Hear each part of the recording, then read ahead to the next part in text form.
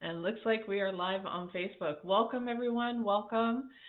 All right. So tonight's topic is we're going to talk about self care, the what, the why, the who, and the how of it. Now, if you are like me, I was always resistant to self care. It is something that I still actively have to force myself to practice. It's not easy. I'm usually much more just push through and just hustle, grind, just do more and you'll get through it. Don't worry about it. And I think a lot of times that's what business owners often do is just push, push, push because there's so much that you guys have to do on a daily basis that it can be hard to slow down long enough to be able to understand what it is that you actually need to care for yourself and to keep yourself at the best optimal level. So, for those of you that are just joining me, this is your very first time. My name is Tina. I am a happiness coach. I help people with feelings of depression and anxiety and um, negative emotions that they're struggling with, whether it's sadness, whether it's frustrations, anger, any of those kind of things. These are what I help with, and I help you go through a process so that you can shift these feelings to a happier state. And so some of these methods are counterintuitive because as a business owner, you're like, well, just I'll feel better if you just give me the system, give me the blueprint, just tell me what it is I need to do, exactly how you need to do it. Hey Jay, I'm sorry to hear that you're having a bad day. Can you tell me a little bit more about what's happening with your bad day? And so self care is something that I was really resistant to, and I had to learn how to do that as part of my recovery process.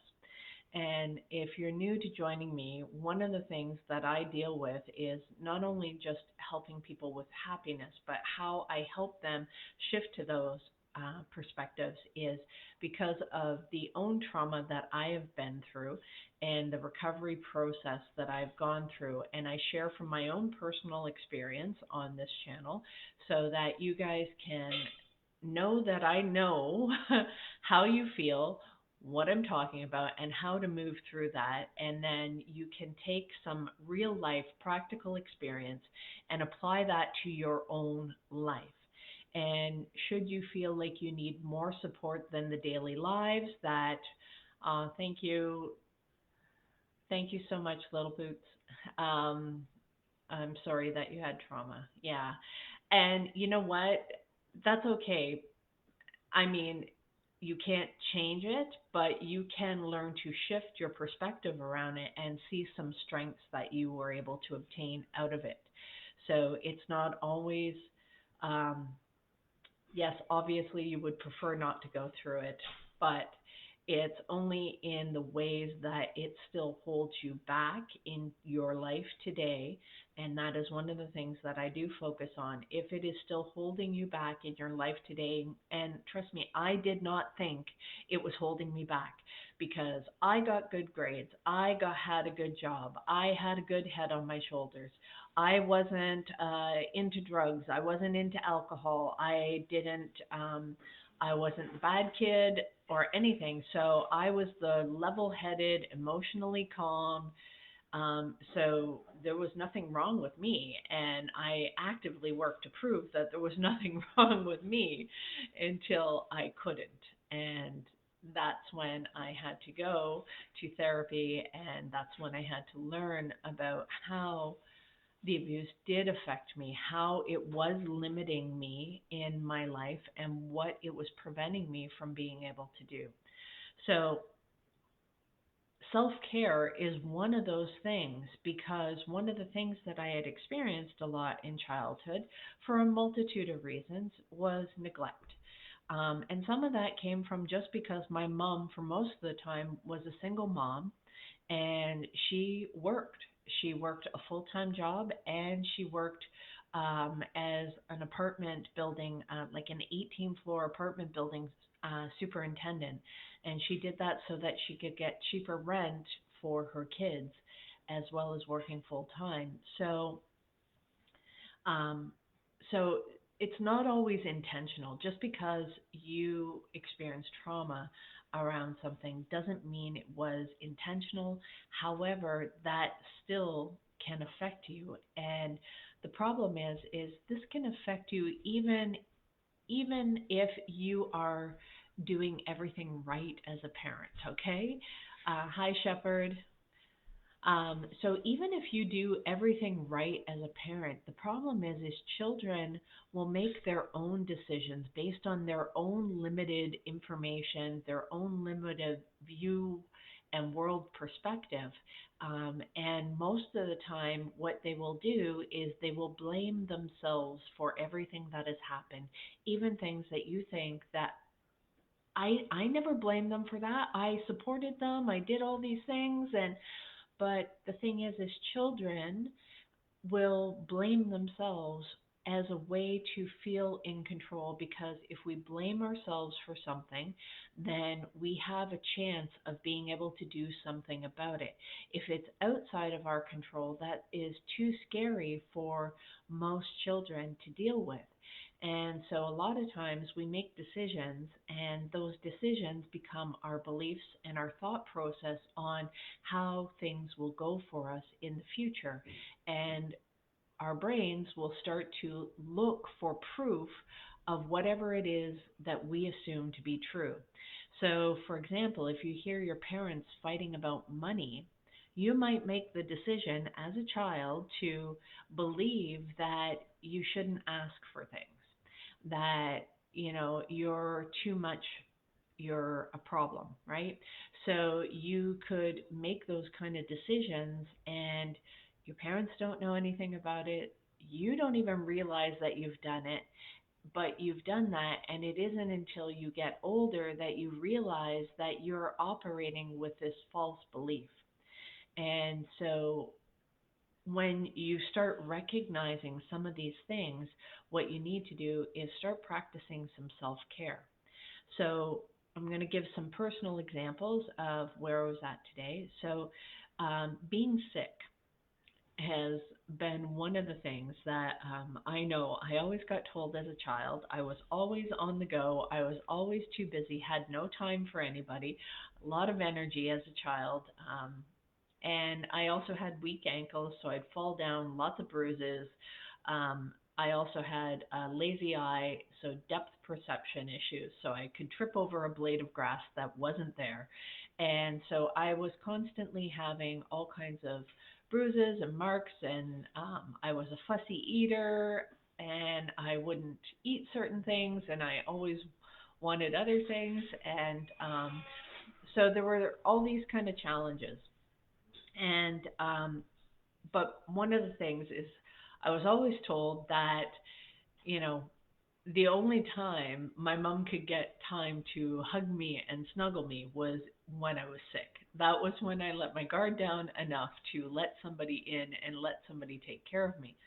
Consequently, I was sick a lot as a child. I was always having surgeries. I was always in and out of the hospital for one reason or the other.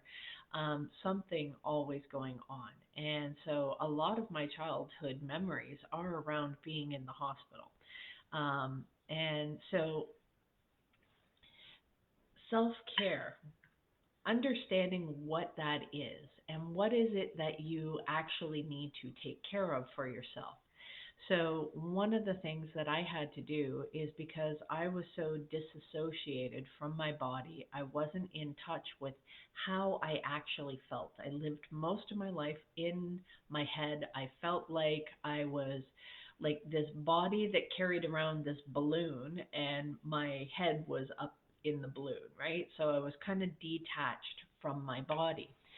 And I didn't realize how that ended up happening until I started doing therapy, and I started to make the connections of where these things first started to play out and how I started to recognize those patterns. When I did that, then I had to, so how I started to take care of myself with that disassociation with the body is it started in small ways of having to get back into my body and being in touch with my body, which was an uncomfortable process because it was normal for me to be in my head. And to feel things in my body was actually quite threatening. So, self care, it sounds really cool. It sounds like, oh, just do all these flowery little things. And it's like, no, self care can actually trigger emotional responses in you, especially if you're doing things around body work and you're like, well, shit, now I know why I didn't want to hang out in my body because this doesn't feel good. Get me the hell out of here, right? And we go back to old coping mechanisms. So, one of the things is identifying what is it that you need self care around. So, some things that you might need self care around is maybe you were somebody who didn't speak up and you were much more of a people pleaser type. So, self care for that kind of person would be learning to speak up, learning to say no, learning to set boundaries. That's not going to be comfortable. That is going to be extremely uncomfortable and scary as fuck. Okay? Same thing is if you were on the other side of the spectrum. Maybe you spoke up about everything. You had an opinion on everything. You were aggressive. Everybody had to know exactly what you thought. You were in there dominating, letting everybody know exactly what you thought. And that was the way that you felt safe and protected. So learning to hold that back, learning to give space for other people to express their opinion. And sometimes this can show up too, because of that people pleaser, good student thing. I remember one time at work, this was years ago, and we were having a team meeting, and the supervisor at the time, she was trying to get everybody to be much more interactive. We wanted to know what their opinion was, and but the problem is because I was such a keener, and I was like, the kid that sits at the front of the class and always has her hand up giving the answers, and the teacher's pet, kind of that kid. Uh, I always would jump in with the answers if people weren't responding right away, and I had to learn to hold that back so I could give some space to other people. So I wasn't doing it because I didn't think that, like, I wasn't trying to trample on people, but it's like that's how it came across sometimes. And that was more out of the people pleasing kind of good girl syndrome that I was going through. So going back to the self-care around the body work and all of that kind of stuff. So one of the things I started doing is I started going for massage therapy on a regular basis. Fortunately, at the time, I had a really good health plan, and I was able to go about every 6 weeks, and I would get massage therapy.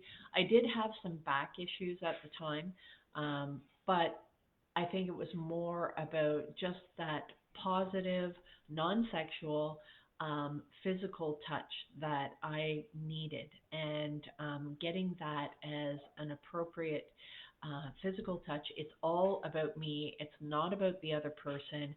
That was a wonderful experience, and learning to become comfortable with that was a big part of the healing journey and self-care process for me. Another way was I would get a bunch of lotions and stuff like that. I would go to the body shop and I would get some really nice scented stuff, and I would make sure that I took good care of my skin, and because I had to look for certain things because I wasn't really liking things about my body, so I had to find things that I could actually like, whether that was my hands. I would appreciate my legs because they were strong enough to carry the weight that I was carrying. I would look at my hands, my skin, and I would be like, okay, well, I got pretty good skin, so I guess there's that. So it was a real struggle to start to learn this process of self-care. So that is understanding what is it that you actually need self-care around, and being able to identify that is going to be key. And then why is it important for you to start to find ways to care for yourself in this particular area. So that can be a challenge because um, a lot of our reward systems, a lot of our coping mechanisms of how we deal with trauma is we learn these inappropriate ways of dealing with the situations that we've been through. And unfortunately, at first, these coping mechanisms do serve us and we do get something out of them. And it can be hard to understand why it's important to change that. And we will be often really resistant to those kind of changes because at some point they actually work and they actually help us. And even though they may have negative consequences longer term, the unfortunate thing is it does serve us in the short term. It does give us what we need. And unless we can identify why that is important enough to change, we will keep defaulting back to those old coping mechanisms. And by coping mechanisms, that could be drinking, that could be drugs, that could be sex, that could be work, that could be food, that could be people, all kinds of human beings can turn anything into an addiction. Okay, anything that is good for us, we can find a way to turn it into an addiction so that it hurts us. We are extremely well adept at doing this. I don't know why, but we do it. So, it's kind of like going out for ice cream is a way that can, be soothing and comforting. But if you're going out for ice cream all the time, that's expensive. That is, maybe you have a dairy issue and that's a problem for your physical body. And that can often condition us to use that as a coping mechanism for whenever that was used in childhood, right? So, was it used as a celebration, as a reward, or was it used as a way to cheer you up? And so, a lot of times we go back to these old coping mechanisms, these old ways of behaving, because those are ways that were used to cheer us up, to make us feel better in our childhood. And so understanding what those things are and why it's important to change those, because it's not going to be comfortable. There's going to be a part of you that fights back pretty freaking hard to keep and hold on to it because it doesn't trust and it fears what you're trying to change. And um, change management, that's one of the things that I do help with, and that is what I did a lot of in my corporate life. Um, so people are naturally resistant to change until they can see the benefit that will come for them on the other side of the change. Now, if they don't believe that they can actually make the journey, then they're going to be resistant to the change. If they don't believe that they can actually hit the goal, and this happens so many times in businesses as well, where you've tried to make multiple changes. Maybe, oh, we're going to put this system in and everything's going to be magical and wonderful, and now we're not going to have all of these problems. And yet the last time a system got put in, yeah, we might have gotten rid of all these problems, but we had 20 other problems that we didn't have before we had this new system put in. And we had to do all of this extra work, and now we're having to put in another new system. So there's a lack of trust because of the previous experiences that people have been through.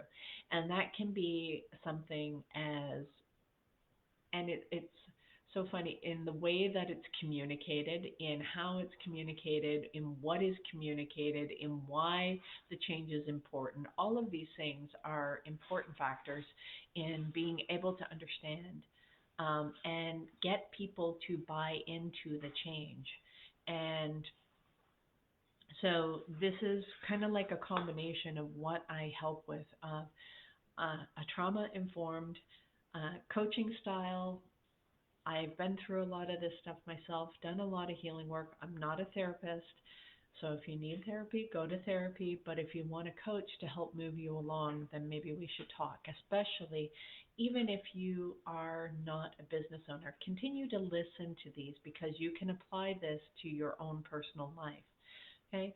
And if you are, and if you aren't a business owner, then you can apply this and help with coworkers and family members and any relationships that you have, because there will be different challenges that come up. And it all comes back to us doing this inner work and learning how to care for ourselves, learning how to identify what it is that we actually need, why we need to make these changes and do things differently. And doing anything differently is a challenge. It is a challenge. And it now it can be made easier when you have right support, when you have somebody who understands what it is that you're trying to achieve. Thank you so much for the roses, Frisha. Thank you. Um, so understanding these things is important. Understanding the why is going to help sustain and keep you motivated as to when those times get tough, when you get triggered and that part of you inside just says, you know what, this is too hard. Let's just go back to the old way of doing things because this isn't worth it. We're never going to make it to the other side. And when we do, it's probably not going to be what we thought it was anyway. So let's just stay where we are, or let's just try this other thing, right? So this is often what ends up happening if you don't have a strong enough why. The next part is who. Who are you doing this for? And that can get a little bit complicated, okay? So sometimes it's easier to make those changes if we're doing it for somebody else. If we are doing it for our kids or our partner or our spouse or our boss, we're like, oh, okay, I know that in order to keep my job, I need to make these changes, so therefore I will do them. So having a bigger consequence, something to be more afraid of, is often a way to get you to chew through the tougher times of the change, right? And then the other thing is understanding who is causing resistance to the change. And that will come from some surprising places.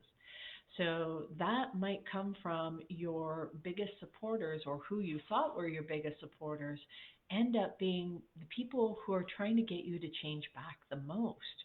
And that is because your changes are triggering some fear within them.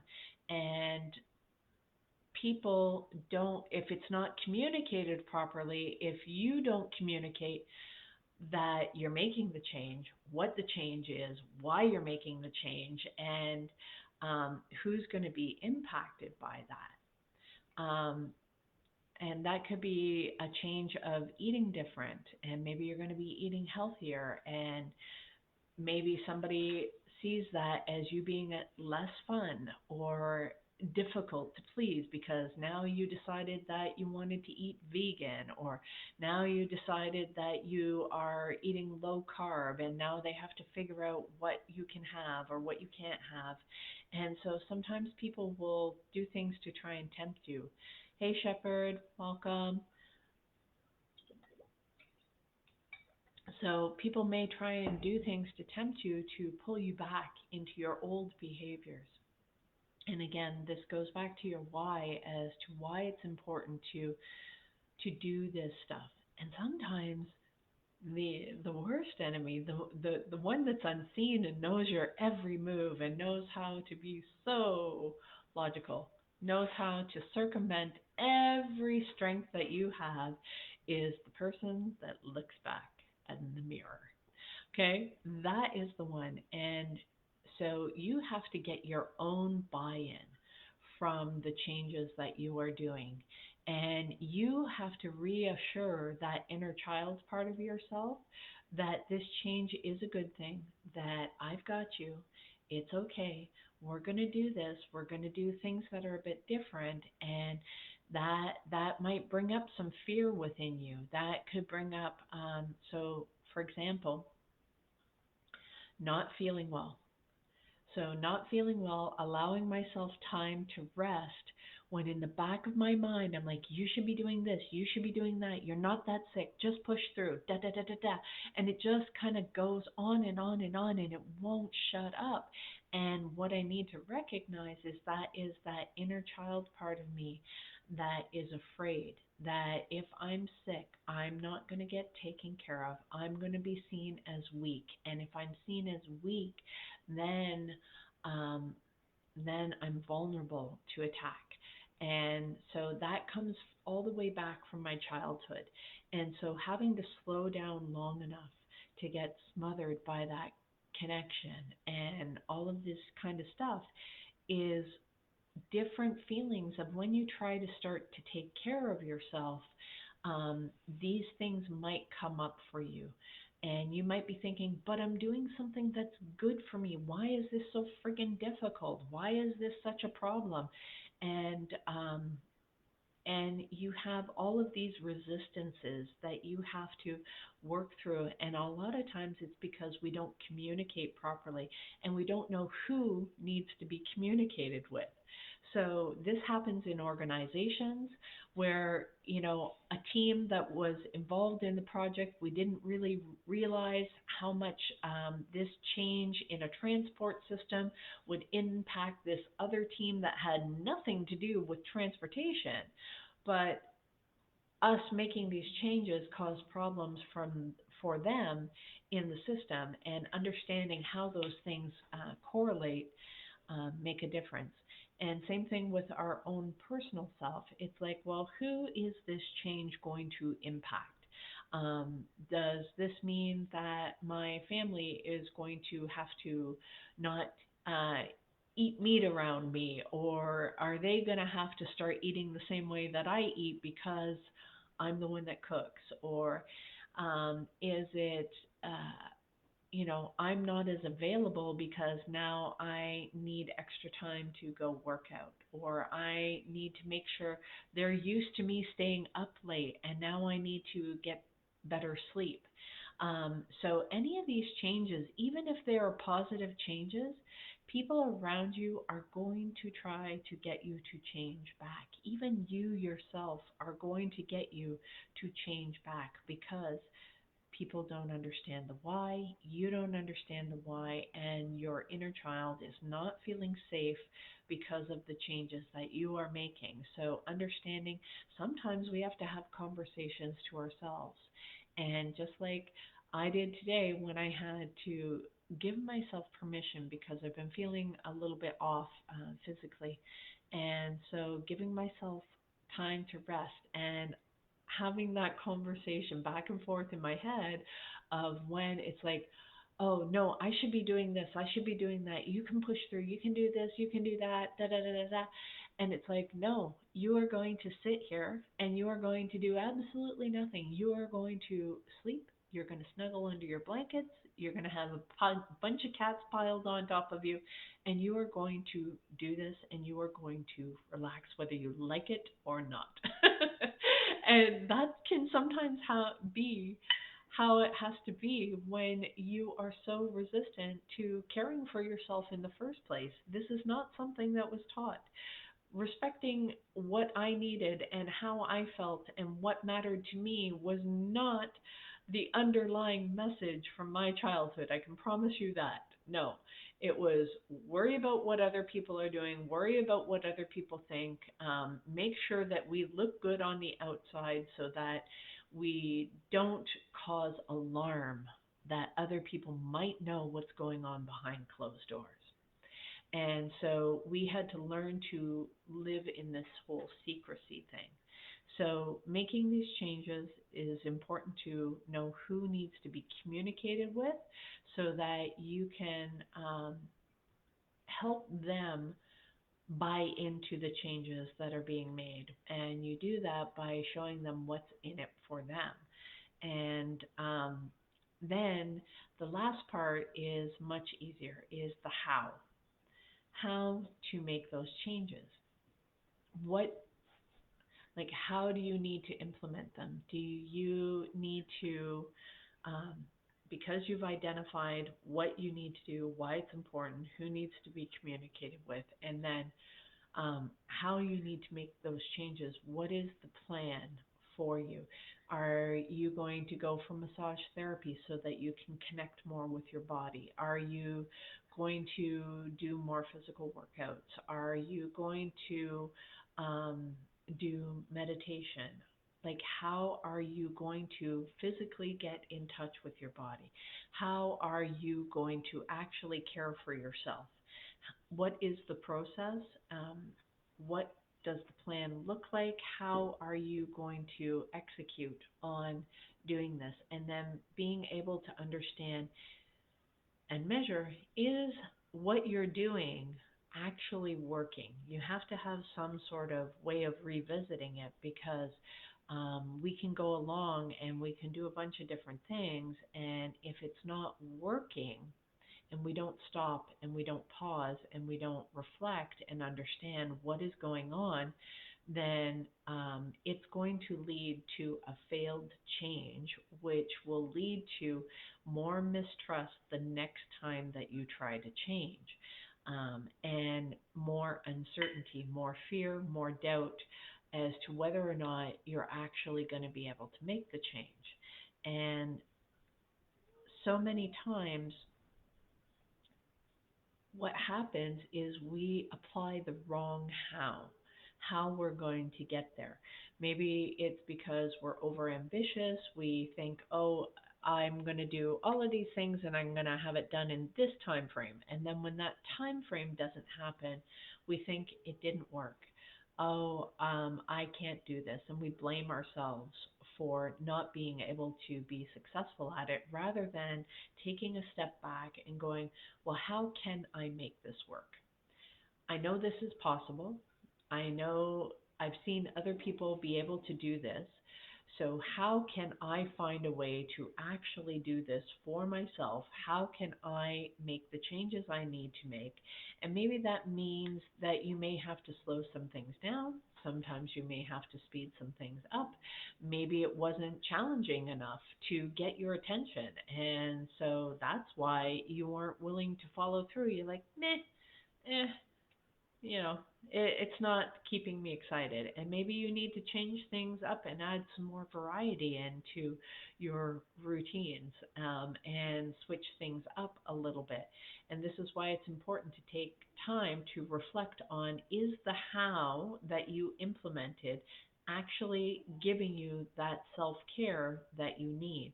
Did it work? Was it effective? You know, um, how can you do this better? Are you on the right track? Or do you actually need to change or slightly adjust? Where did the things break down? Was it because of not communicating with others around you, not communicating with your inner child to say, hey, I know you're afraid, we're going to do this, we're going to try this for this amount of time and see how it goes, right? Give that inner child part of yourself comfort and understanding, so they're not afraid and they don't sabotage your progress because they're too afraid of what the end result is going to be, right? Um, and understanding all of these steps in the process is important for a successful change management strategy.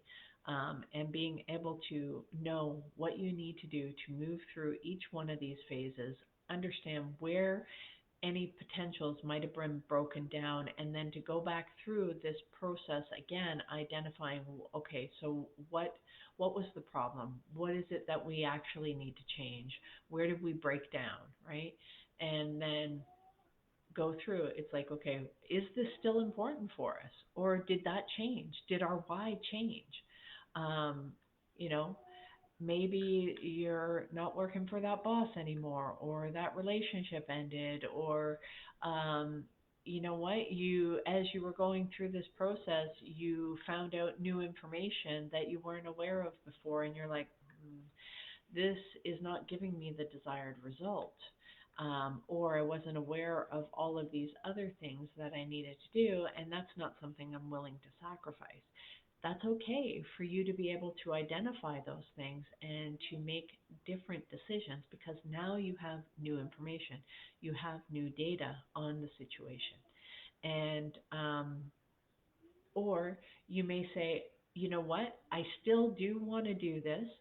However, there were these other things that came up that when we started this process, it wasn't a factor. It wasn't a problem. It wasn't a challenge. Maybe you had things in place of you were going to go to the gym and you had a babysitter set up in place for the kids to watch out after them. And then, you know what? The babysitter didn't work out and now you're stuck at home and then there's new challenges, right? So understanding what has changed, what has changed since you made the initial change, and then what is it, is this change still important to you? Why is it still important to you? And then going through that whole process. So that is the self-care process of understanding what is it that you need to do to take better care of yourself. Why is that important for you to start changing and making self-care a priority for you? Who do you need to communicate with about the changes that are happening and why those changes are important to you? And then how are you going to make these changes? And then make sure at the end of that you're revisiting to understand, are these changes actually effective? Are they working out the way that you thought that they were going to? Maybe you thought, I'm going to try being more adventurous by um, trying a new hobby. And maybe you try the new hobby and you're like, oh man, I hate this.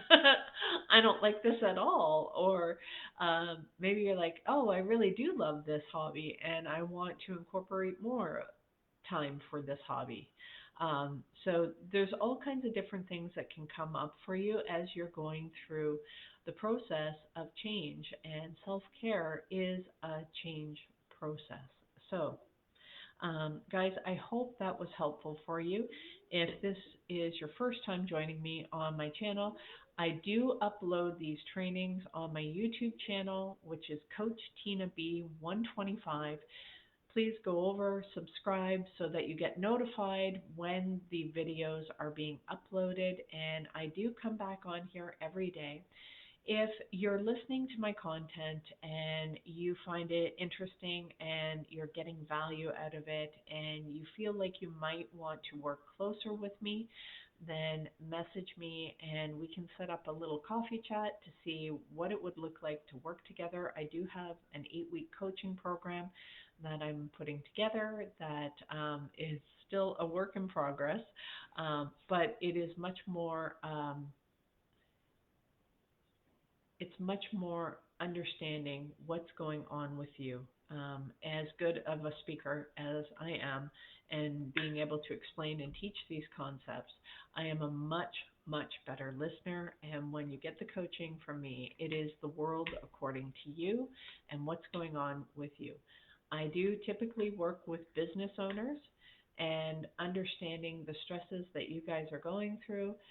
I know for myself, if it wasn't for just having therapy when I was going through stuff, I needed a whole bunch of other support. And I had coaches and guides to help me along with the practical implementation of some of the things that I talked about, because otherwise therapy was talking about all this stuff and then I had no direction.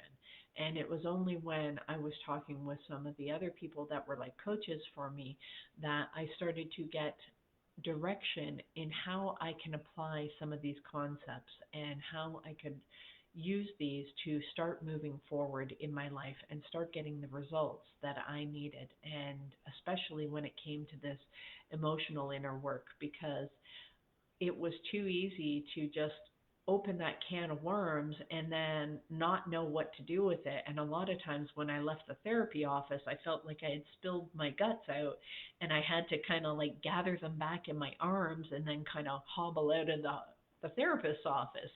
And that was never a good feeling, but it's because I had this additional support that I was able to work through what I had that safe place that I could communicate those things, but then, and that initial communication of getting that out in therapy, then I was able to work with other people going, okay, have you dealt with this? What have you done? What have you done?